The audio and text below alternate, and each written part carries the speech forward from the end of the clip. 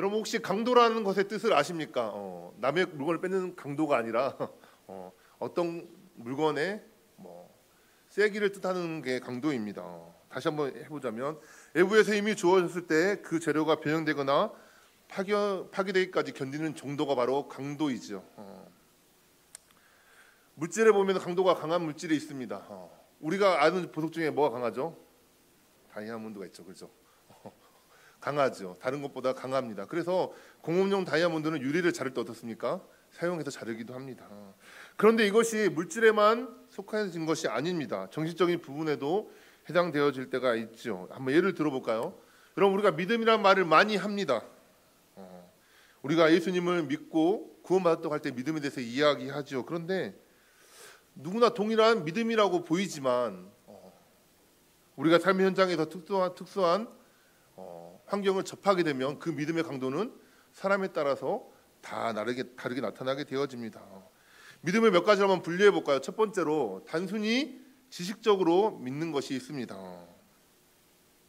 어떤 것에 대한 지식을 가지고 있고 그 지식에 동의할 때 우리는 그것을 믿는다고 이야기하죠. 예수님께서 십자가에서 달려 죽으신 것은 죄인인 나를 구원하시기 위해서 죽으셨다. 이 지식적인 사실을 믿는 것 또한 믿음이죠. 그런데 여러분, 이 믿음에서만 그쳐 있으면 안 됩니다. 어떻게 해야 될까요? 그 다음 믿음이 있습니다. 두 번째는 그 믿음이 행동하는 믿음으로 바뀌어지는 것이 있어야 된다는 것이죠. 우리가 분명히 지식을 알고 확고한 믿음을 가졌다면 지식의 수준에 머물러 있지 아니하고 내가 알고 있는 것, 내가 믿고 있는 것에 따라 행동으로 이어져야 하는 것이죠. 이것이 바로 행동하는 믿음인 것입니다. 예수님께서 내 구주이시고 나의 구원자라는 사실을 믿었다면 어떻습니까? 우리의 삶 속에서 예수님께 내 삶을 온전히 맡기고 예수님을 본받는 삶으로 살아가는 것, 그것이 바로 행동하는 믿음인 것이죠.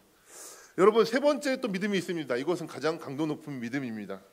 그것은 어떠한 것인가 하면 어떠한 반대와 저항에도 불구하고 굴하지 않는 믿음이 바로 그것입니다.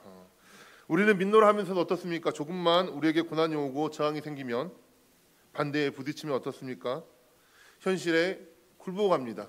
우리의 믿음이 왜곡되어지고 변형되어지거나 포기하게 되어져 버리는 것이죠. 고난이라고 하는 외부 힘이 주어졌을 때 견디고 견고한 믿음은 어떻습니까? 어떠한 상황 가운데서도 그 믿음이 변하지 않지요. 하지만 강도가 낮은 믿음은 어떠할까요? 상황에 따라서 변형되거나 파괴되고 때로는 믿음이 아예 소멸되어 버리기도 하는 것이죠. 진짜 믿음은 외부의 힘이 아무리 크게 주어진다 할지라도 끝까지 견디고 이겨내는 것이 바로 진짜 믿음인 것입니다. 그런데 어떻습니까? 우리는 이렇게 진짜 믿음 이거라는 걸 알고 있습니다. 지식으로 알고 있죠. 변함없는 믿음, 이것이 중요한 것을 알고 있죠. 하지만 우리가 막상 현실 속에서 고난을 당하게 되면, 역경을 당하게 되고 강력한 믿음의 저항을 받게 되면 어떻게 됩니까? 견뎌내기 힘든 것이 우리의 사실이라는 것이죠. 오늘 본문 히브리서는 이런 문제를 다루고 있습니다. 히브리서는 제목 그대로 히브리인들에게 보내는 편지입니다. 이것은 어떤 편지인가 하면 그 당시 유대교를 믿다가 그리스도교로 개종한 그 히브리인들에게 어떻게 너네가 믿음을 가지고 살아가야 할지를 적어놓은 책이 바로 이 히브리서인 것이죠. 그러면 이 히브리서에 나오는 이 기독교인들이, 그리스도인들이 살아갈 때 그 상황이 어떠했는지 한번 살펴볼 필요가 있을 것 같습니다. 그래야지만 이것을 적은 이유가 알기 때문이죠.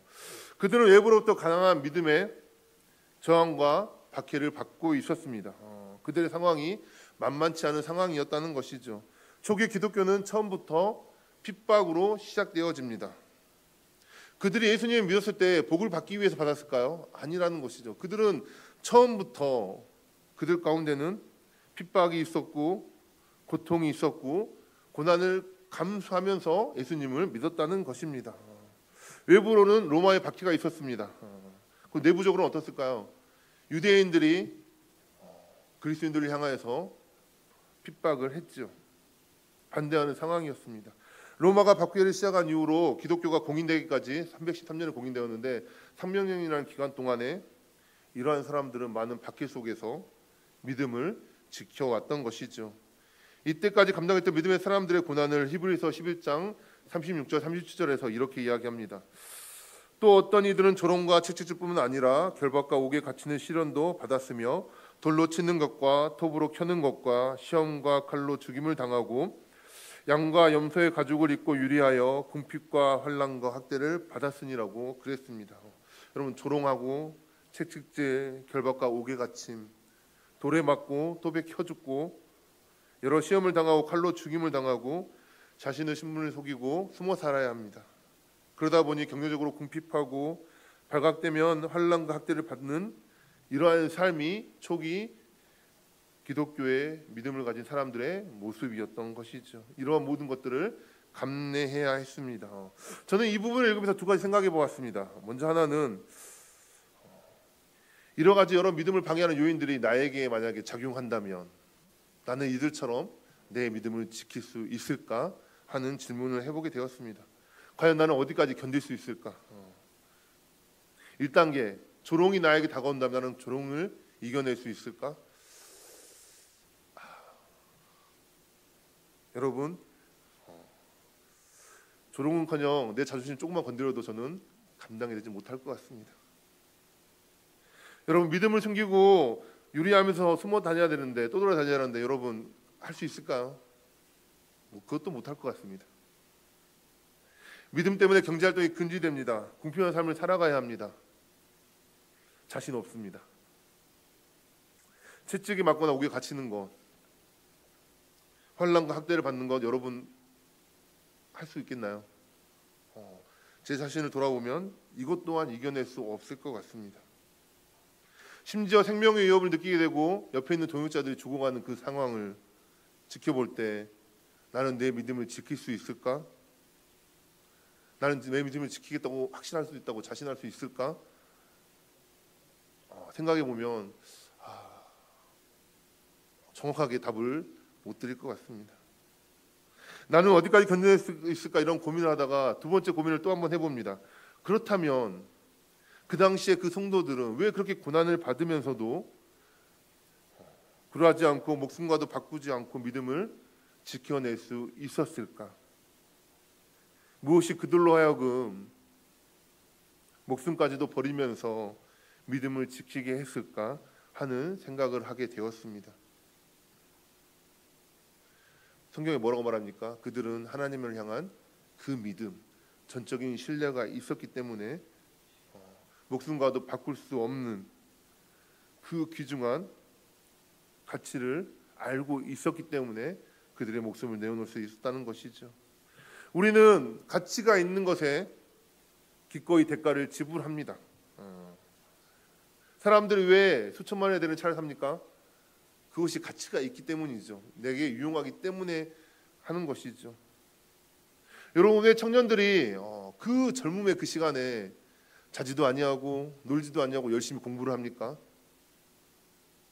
더 좋은 취업이라는 것을 하기 위해서 그 가치를 알기 때문에 그들이 그 시간을 투자하는 것입니다. 믿음도 마찬가지이죠. 내가 지켜야 될 믿음, 그것이 얼마나 중요한가를 아는 사람은 어떻습니까? 어떠한 대가를 지불하고서라도 그 믿음을 지켜내는 것입니다. 그 당시 성도들이 그러했다는 것입니다. 만약에 우리가 믿음을 지키기 위해서 대가를 지불하지 못한다면 그것은 우리가 그 믿음의 가치를 잘 알지 못하기 때문이겠죠. 히브리서 11장 40절에 보면 이렇게 이야기합니다. 이는 하나님이 우리를 위하여 더 좋은 것을 예비하셨은즉 우리가 아니면 그들로 온전함을 이루지 못하게 하려 하심이라고 말하고 있습니다. 여러분, 이 말이 잘 이해가 되시나요? 여기서 말하는 그들은 누굴까요? 그들을 온전하게 하신 이유가 우리를 위함이라고 하고 있는데 그러면 그들은 무엇일까요? 여기서 말하는 그들은 11장에 나오는 그 믿음의 사람들입니다. 무명의 믿음의 용사들을 가리키는 것이죠. 하나님께서 그들로 하여금 믿음을 온전함을 이루게 하신 것은 히브리서를 읽고 있는 우리들이 우리들을 온전하게 하기 위해서 그들을 온전하게 하셨다고 말하고 있는 것이죠. 그러면서 온전하게 하도록 지켜내는 모든 것의 비결은 무엇입니까? 바로 하나님의 믿음을 지켜내는 우리를 위해 더 좋은 것을 예비하셨다는 것을 믿었다는 것을 의미합니다. 40절 앞부분에 보면 하나님은 우리를 위하여 더 좋은 것을 예비하셨은지라고 말하고 있지요. 그것을 믿는 자는 믿음을 위해서 어떠한 대가도 지불하는 것입니다. 우리가 신앙을 포기하고 싶고 유혹을 받을 때 이러한 유혹의 흔들림 가운데서도 믿음을 지켜내는 방법은 우리에게 더 좋은 것을 예비하신 하나님을 바라보기 때문이고 믿음의 주여 또 온전케 하시는 예수님을 바라보기 때문인 것이지요. 히브리서 저자는 오늘 본문에서 우리의 신앙을 믿음의 경주로 비유하고 있죠. 1절에 보면 우리 앞에 당한 경주를 하매라고 말씀하고 있습니다. 마치 마라톤 경주를 하는 것처럼 그리고 마치고 결승전인 메인 스타디움에 들어오게 될 때 거기 수많은 관중들이 우리를 박수치면서 환호하는 것처럼 응원하는 것처럼 오늘 말씀을 연상케 하고 있습니다. 여러분 마라톤은 올림픽의 꽃이라고 불립니다. 42.195km를 뛰어야 하는 것이죠. 폐막 직전에 마라톤을 하게 되고 폐막식에서 마라톤 시상을 하게 되죠. 마라톤 우승자에게 시상을 할 때 그 국가의 국기가 올라가고 국가가 연주되어집니다. 정말로 감격스러운 순간이죠.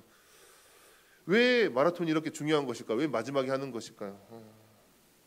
마라톤은 많은 인내를 요구할 뿐만 아니라 인간의 정신적, 육체적 한계를 뛰어넘는 종목이기 때문에 그런 것이겠죠.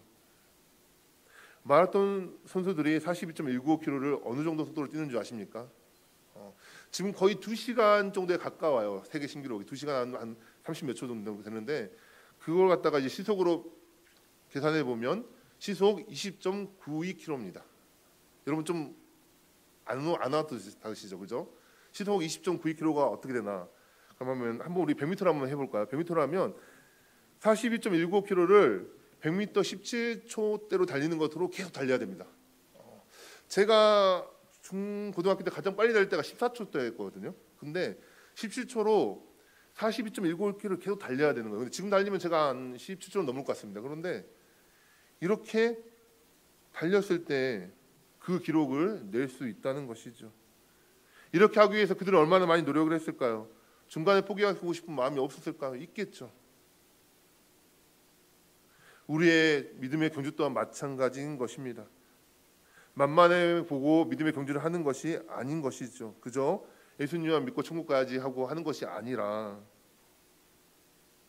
그때까지 우리가 만나야 될 고난과 역경과 믿음의 장애물들은 우리를 하여금 끊임없이 포기하게 하고 그만두기 하고 만들고 싶은 마음이 있지만 그것을 이겨내야지만 믿음의 경주를 완주할 수 있게 되는 것입니다. 1절 다시 한번 볼까요? 이러므로 우리에게 구름같이 둘러싼 허다한 증인들이 있으니라고 그 배경을 설명하고 있습니다.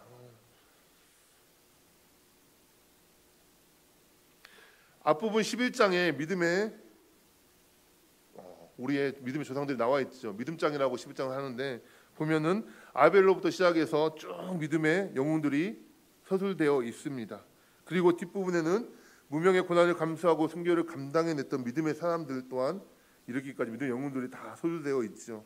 마치 명예의 전당에 기록된 영웅들처럼 히브리서 11장에는 믿음의 영웅들의 이름이 열거되어 있습니다.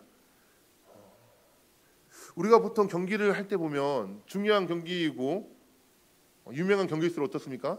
표는 금방 매진되어지죠. 그리고 많은 관중들이 둘러싸여지게 됩니다. 동호회 수준의 경기는 그냥 자기들끼리 모여서 경기할 뿐이고 관중이 없죠. 경기장에 얼마나 많은 사람들이 모여서 지켜보느냐에 따라서 그 경기의 중요성을 알 수 있을 것입니다. 그런데 우리 믿음의 경주에서 뭐라고 말합니까? 많은 믿음의 우리 영웅들이 그 경기의 관중석에서 우리를 지켜보고 있다고, 응원하고 있다고 하고 있는 것이죠. 우리가 성경에서 읽었던 그 기라사성 같은 믿음의 우리 선배들이, 위인들이 하늘에서 우리가 살아가는 그 믿음의 경주 여정을 바라보면서 그래 잘하고 있다고, 내가 응원한다고 구름같이 지켜보고 있다고 말하고 있는 것입니다. 여러분 혹시 스포츠 영화 좋아하시나요?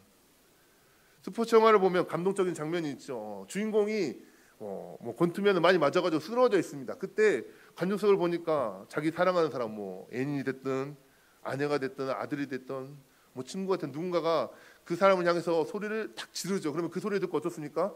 주인공이 일어나서 힘을 내고 역전하는 것을 보게 되죠. 마치 이런 것 같이 이런 느낌이라는 거죠. 제가 아는 한 권사님이 임영웅을 너무 좋아합니다. 근데 그 임영웅이 그 권사님의 이름을 부르면서 너 잘하고 있다고 막 응원한다면 어떨까요? 엄청 좋겠죠, 그죠? 내 이름을 불러줬어요. 그런데 우리 믿음의 우리 선배들이 내 이름을 불러주면서 이렇게 하고 있다는 것이죠. 우리가 믿음의 길을 가다가도 낙심하게 되는 경우가 어떤 경우일까요? 나 혼자 가고 있다는 생각을 할 때이죠. 우리가 살아가고 있는 이 믿음의 경주가 얼마나 중요한지 모를 때 우리는 낙심할 수밖에 없습니다. 그러나 성경은 분명히 이야기합니다. 나 혼자가 아니라고요. 이 길을 누가 걸었다고요? 우리 믿음의 선배들이, 믿음의 영웅들이 걸어갔고, 이 길을 또 누가 걸어요? 내가 걸어가고 있고, 그리고 뭐라고 말합니까? 그 믿음의 선배들이 우리를 응원하고 있다고요. 먼저 가서 기다리면서 우리를 향해서 빨리 들어오라고 응원하고 있다고 말하고 있는 것이죠. 그렇다면 여러분, 믿음의 경주에서 승리하려면 우리는 어떻게 해야 합니까? 오늘 말씀에서 세 가지로 이야기합니다. 첫 번째로, 우리가 믿음의 경주에서 승리하려면 모든 무거운 것과 얽매이기 쉬운 죄를 벗어버리라고 말하고 있습니다. 육상 선수들의 복장을 보셨습니까? 여러분, 육상 선수들이 막 껴입나요? 추워도 그들은 껴입지 않습니다. 되게 단촐하게 입죠. 간단하게 입죠. 왜 그렇습니까? 바람의 저항 때문에 경기의 기록이 늦춰질 수 있기 때문이죠. 0.001초를 다투는 기록 경기죠. 그래서 어떻습니까? 최대한 간편하게, 뛰기 편하게 있게 되는 것이죠. 어떤 선수는 그런 선수도 있습니다. 머리카락을 다 미는 선수도 있어요. 머리카락이 저항이 심하기 때문에. 여러분, 우리 인생도 마찬가지 아닐까요? 여러분, 새 집에 이사 가게 되면 어떻습니까? 그 전에 있던 집에서 모든 짐을 다 가져갑니까? 제가 이 교회에 처음 왔을 때 그전 집에서 한 달 동안 버렸습니다. 생각보다 많더라고요. 그 집에서 한 6년 정도 살았는데 생각보다 짐이 많은데 그 집보다 이 집이 좀 작았거든요. 그래서 버려야 됐어요. 그래서 최대한 버렸는데 그래도 집에 오니까 짐이 또 많아요. 그런데 어떻습니까? 새 집에 들어가기 위해서는 버려야 돼요. 1절 말씀 다시 한번 볼까요? 무거운 것과 얽매이기 쉬운 죄를 벗어버리라고 말씀하고 있죠. 믿음의 길을 가는데 분명히 방해되는 것이 있습니다. 우리에게 가장 무거운 짐이 되는 것, 그것은 바로 우리의 욕심과 욕망이겠죠. 욕심은 우리에게 본질적인 것에서 눈을 띄게 하고 한눈 팔게 하게 집착하게 합니다. 우리의 발걸음을 무겁게 하죠. 더 많이 소유하는 마음이 우리 마음 가운데 있습니다. 사람들로부터 성공했다고 인정받고 싶은 욕망이 있죠. 더 많은 것을 누리고 자랑하고 싶은 이 욕심이 우리의 믿음의 경주에 무거운 짐으로 다가오는 것이죠. 방해합니다. 마치 모래주머니를 차고 뛰는 것처럼 이 욕망과 욕심은 믿음의 길을 가는데 장애물로 우리에게 여겨지게 되는 것이죠. 또한 믿음의 경주에 장애물이 되는 것은 무엇이라고 말합니까? 바로 우리 안에 심각한 죄인 것이죠. 오늘 본문은 죄의 특성에 대해서 이야기합니다. 얽매이기 쉬운 죄라고 말하고 있죠. 죄는 우리를 얽매이기 쉬운 특성이 있습니다. 뿌리를 내리면 내릴수록 그 뿌리 속에 서로 얽히고 설켜서 죄에 매면 마치 덫에 빠진 것처럼 우리가 억압되고 제약이 되어지죠. 믿음의 길을 가는 사람들에게는 그 걸림돌이 되는 것은 사람마다 다를 수 있겠죠. 중요한 것은 내가 믿음으로 결단하고 믿음의 길을 가려고 할 때 나에게 큰 걸림돌이 무엇인가 아는 것입니다. 어떤 사람에게는 그것이 돈일 수도 있습니다. 여러분, 예배를 주일날 드리는 거 당연한 거잖아요, 그러죠? 그런데 돈을 버는 것 때문에 예배를 포기할 수도 있는 것입니다. 또 어떤 사람에게는 사람들에게 인정받고 싶은 욕망일 수도 있고요. 또 어떤 사람에게는 노후의 물질과 건강에 대한 염려일 수도 있습니다. 어떤 사람에게는 가족이 그러한 우상이 될 수도 있는 것이죠. 또 어떤 사람은 레저와 여가 시간이 주중에는 일하기 때문에 주말에는 내가 내 취미생활을 해야 되니까 그런 사람도 있죠. 만약에 말씀을 들으면서 나에게 이러한 것들이 있다면 어떻습니까? 다 그것을 믿음의 경주를 하는데 방해되는 것이기 때문에 다 벗어버릴 수 있는 우리 성도님들이 될 수 있기를 바랍니다. 4절 말씀해 보십시오. 너희가 죄와 싸우되 아직 피 흘리기까지 대항하지 아니하라고 했습니다. 여러분, 우리를 얽매게 하는 죄와 싸우기 위해서 어떻게 한다고 말합니까? 피 흘리기까지 대항해야 한다고 말하고 있습니다. 히브리서를 읽는 성도들은 고난을 당하고 있지만 아직 피 흘리기까지 그 죄와 싸우지 않고 있다고 말하는 것이죠. 여러분, 죄의 짐은 마음 한번 굳게 묻었다고 해서 떨쳐버릴 수 있는 것이 아닙니다. 피를 흘리는 싸움을 할 정도로 처절하게 단단히 각오하고 벗어버려야 죄의 짐이 벗어지는 것이죠. 여러분, 믿음의 경주를 함에 있어서 나의 무거운 것과 얽매이기 쉬운 것으로 메고 있는 것이 어떤 것인지 잘 분별할 수 있는 우리가 되기를 바랍니다. 그리고 그것들을 하루속히 벗어버릴 수 있는 그 은혜가 우리 가운데 있기를 주님의 이름으로 소망합니다. 두 번째로 필요한 것은 또 무엇입니까? 이 믿음의 경주를 하기 위해서는 인내가 필요하다라고 말하고 있습니다. 경주를 하다 보면 어떻습니까? 중도에 포기하고 싶은 마음이 너무나 많이 있죠. 한계 상황을 극복해야 안주할 수 있고 승리할 수 있는데 어떻습니까? 그 인내를 참지 못하고 넘어져 버리는 사람들이 너무나 많이 있습니다. 그런데 그것을 인내하고 이겨낸 자만이 승리자가 될 수 있는 것이죠. 아까 우리가 살펴보았듯이 히브리서 11장 36절 30절에 보니까 많은 믿음의 영웅들이 조롱을 당했고 채찍질을 당했습니다. 결박을 당했고 옥에 갇혔죠. 어떤 사람은 톱으로 켜기도 하고 켜서 죽기도 하고 칼로 죽임을 당하기도 하고 때로는 유리하고 궁핍하며 떠돌아다니는 삶을 살기도 했습니다. 학대를 받았죠. 환난을 받았죠. 그런데 그들은 여기에 굴하지 않았습니다. 그래서 그들을 뭐라고 불렀냐면 11장 38절에 보면 기록되어 있는 것처럼 이런 사람들은 세상이 감당하지 못하느니라고 했습니다. 어떠한 고난과 역경이 주어져도 그 역경을 그들은 믿음의 길로 나아갔고 그들을 막지 못했다는 것이죠. 이 믿음의 영웅들의 특징이 무엇일까요? 당장이라도 포기하고 싶은 한계 상황에 있다 할지라도 인내했다는 것입니다. 히브리서 12장에 보면 믿음에 대해서도 많이 이야기하지만 히브리서에 보면은 인내에 대해서 정말로 많이 이야기합니다. 인내 참는 것에 대해서 많이 표현하고 있죠. 1절에도 보면 인내로서 우리 앞에 당한 경주를 하며라고 말하고 있고 2절에도 보면 예수님이 십자가를 참으사 부끄러움을 게을치 않으셨다고 하면서 참으시는 것을 강조하고 있습니다. 3절에도 보면 자기에게 거역하신 자를 참으신 예수님을 생각하라 말하고 있고 7절에도 보면 하나님 우리를 징계하셔도 참아야 하는 것은 하나님이 우리를 자녀로 여기시고 양육하기 위함이라고 말하고 있습니다. 10장 30절 한번 봐볼까요?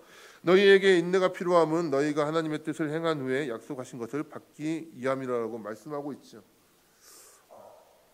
요즘 시대가 어떻습니까? 참 인내가 안 되는 시대이죠. 요즘 세대가 어떻습니까? 시위 화내고 시위 분노하고 인내가 없는 시대입니다. 그래서 다시는 우리는 인내를 생각해봐야 될 시대인 것 같습니다. 특별히 우리는 믿음의 인내가 있는지, 믿음을 지키기 위해서 인내하고 있는지, 참고 견디는지, 그 힘이 우리에게 있는지 다시 한번 돌아보아야 하겠습니다. 지금도 하늘에서 우리의 믿음의 경주를 보고 응원하고 있는 우리 믿음의 영웅들에게 내가 인내하고 있다고 화답할 수 있는 인생이 될 수 있는 우리 모든 동산교회 성도님들이 될 수 있기를 바랍니다. 세 번째로 그렇다면 이게 가장 중요한데 우리가 아까 뭐라고 말했습니까? 무거운 짐과 얽매이기 쉬운 죄를 벗어버린다 했고 인내해야 한다고 했는데 이 세 번째가 가장 중요합니다. 믿음의 경주에 승리하기 위해서는 믿음의 주요 또 온전케 하시는 예수님만 바라보아야 한다는 것입니다. 여러분, 우리가 무슨 일을 하든지 가장 기본이 되는 것은 무엇일까요? 기준점이 있어야 한다는 것이죠. 흔들려서는 안 된다는 것입니다. 남자분들은 다 아시죠? 군대에서 사격할 때 뭘 가장 먼저 합니까? 먼저 줌에서 총 쏴보러 갑니까? 아니죠. 훈련을 받습니다. 그러면서 뭘 합니까? 0점 조준을 하지요. 아무리 명사수사 할지라도 0점 조준이 안 돼 있으면 관역이 맞습니까? 안 맞습니다. 그런데 한번 0점 조준이 되어 있으면 총은 정확하게 맞는 것이죠. 믿음의 길도 마찬가지입니다. 우리가 목표로 삼고 바라보고 나아가야 되는 기준점이 분명히 있다는 것이죠. 그것이 없으면 방황하는 인생이 되고 한눈 팔면 흔들리는 인생이 되어지는 것입니다. 그래서 2절에서 믿음의 주여 또 온전케 하시는 예수님을 바라보자 하면서 우리가 받아봐야 할 기준점에 대해서 예수님이라고 분명히 말씀해 주고 계십니다. 왜 예수님이 우리의 기준점이 되어야 합니까? 예수님이 믿음의 주이시기 때문입니다. 온전하게 하시는 분이시기 때문이죠. 여러분, 이것을 원문을 보면 좀 더 의미가 쉬워집니다. 믿음의 주에서 이 주는 뭘 뜻하냐면 아르케곤이라는 뜻이거든요. 그 단어인데 이게 뭐냐면 창조자라는 뜻입니다. 철학에서 아르케에 대해서 철학을 배우다 보면 아르케가 뭐냐면 철학자들이 생각을 해요. 그들이 하나님을 몰랐으니까 이 세상은 뭘로 시작되었을까? 뭘로 만들어졌을까? 어떤 철학자는 그 아르케가 물이다. 어떤 철학자는 불이다. 우리는 뭐라고 그래요? 이 세상은 하나님의 말씀이죠. 하나님이 만드신 거잖아요. 그죠? 그 말입니다. 믿음의 주라는 말은 뭐냐면 믿음의 시작이 누구라고요? 믿음의 창조자가 누구라고요? 바로 우리 주님이라는 것이죠. 그리고 여기 온전하게 하시는 분의 이 뜻은 텔레이오테스라는 말인데 완성자라는 뜻입니다. 여러분, 믿음의 시작이 누구라고요? 예수님. 그러니까 믿음을 완성하시는 분 누구라고요? 예수님. 그렇기 때문에 그분을 바라봐야 한다는 것이죠. 우리에게 믿음을 갖게 하시고 믿음을 창시하시고 믿음을 시작하게 하시는 분이 예수님이십니다. 그 믿음을 완전하게 하시고 완성하게 하시는 분 또한, 그것을 이끄시는 분 또한 예수님이시라는 것이죠. 그렇다면 우리는 믿음의 경주를 하기 위해서, 마치기 위해서 누구에게 나아가야 합니까? 예수님께 나아갈 수밖에 없다는 것이죠. 오직 예수님이라는 것입니다. 우리의 신앙의 많은 문제들이 어떨 때 생깁니까? 예수님에게서 우리의 시선을 띄워놓을 때, 다른 곳에 한눈 팔 때 우리의 문제는 생기게 되어집니다. 물론 고난이 오고 역경이 오면 우리의 믿음이 흔들릴 수 있어요. 그렇죠? 시선이 다른 곳으로 갈 수 있습니다. 세상에는 우리의 욕심과 욕망을 미혹해서 흔들리게 하는 것들이 너무나 많기 때문이죠. 여러분, 그때 우리가 어떻게 해야 될까요? 다시 예수님을 바라봐야 합니다. 기준점이 흔들렸다면 다시 어떻게 해요? 예수님을 바라보면서 바로 나아가야 하는 것이죠. 우리가 이때 기억해야 될 것은 믿음의 주요 온전케 하시는 예수님을 바라보고 예수님을 붙잡아야 한다는 것입니다. 우리는 때로는 고난 앞에, 때로는 질병 앞에, 때로는 세상의 유혹과 욕망 앞에 주님을 향한 우리의 시선이 흔들릴 수 있다는 것을 잘 압니다. 그러나 우리가 그럴 때 다른 곳에 한눈 팔고 다른 곳에 집중해서는 안 됩니다. 다시 예수님만을 바라봐야 하는 것이죠. 그리고 그분의 삶이 내 인생의 롤모델이 되어서 그분처럼 살아가야 하는 것입니다. 여러분, 우리가 역경과 고난을 만난다 할지라도 나와 함께 하시고 돕는 그 주님을 바라볼 수 있기를 바랍니다. 그리고 또 아까도 이야기했듯이 그 하늘에서 먼저 믿음의 경주를 마치고 우리를 바라보고 있는 그 믿음의 영웅들의 그 응원들을 기억하면서 나아갔으면 좋겠습니다. 우리가 간 길은 나 혼자 가는 길도 아니고 내가 처음 가는 길도 아닙니다. 많은 믿음의 우리 조상들이 먼저 갔던 길이고 승리의 길이고 우리 또한 그 길을 달려가고 있음을 우리는 기억해야 하겠습니다. 주님은 시작도 마지막도 우리의 모든 것이 되시는 분이십니다. 혹시 지금 우리의 마음이 흐트러져 있고 주님께로 우리의 시선이 맞춰지지 않았다면 오늘 이 시간부터 다시 한번 그것을 조정할 수 있는 시간이 되어지길 바랍니다. 다른 곳에 우리의 마음이 가고 있는지, 다른 곳에 바라보고 있지는 않는지 우리의 삶을 살펴볼 수 있기를 바랍니다. 오직 주님만 바라봅시다. 다시 한번 믿음의 주요 온전케 하시는 주님께 내 시선을 고정할 수 있는 우리 성도님들이 될 수 있기를 바랍니다. 그리하여서 주님께서 우리에게 허락하여 주신 그 믿음의 경주를 끝까지 달려나가시고 만약에 먼저 가시더라도 우리 남아있는 우리 성도들을 향해서 응원하시면서 함께 만날 그날을 서로 사모하며 나아가는 우리 성도님들이 될 수 있기를 바랍니다. 주님만이 우리의 온전하신 주이십니다. 주님만 바라볼 수 있는 우리 모든 동산교회 성도님들이 될 수 있기를 바랍니다. 기도하도록 하겠습니다. 사랑의 하나님 아버지, 감사합니다. 우리를 사랑하시고 예수 그리스도의 그 보혈의 피로 우리를 구원하여 주시고 믿음의 경주를 달려가게 해주신 하나님 아버지, 오늘 또 말씀을 통하여서 위로를 받게 해주시니 감사합니다. 나 혼자 이 길을 가는 것도 아니고 수많은 믿음의 우리 선배들이 이 길을 갔고 지금도 우리를 향하여서 응원하며 우리를 격려하고 있는 이 상황을 알게 하여 주시고 온전히 주님만 바라보며 나아가게 하시니 감사합니다. 어떠한 상황 가운데서도 주님만 바라보게 하여 주시고 온전히 이 믿음의 경주를 끝마칠 수 있도록 은혜를 더하여 주시옵소서. 예수님의 이름으로 기도합니다. 아멘.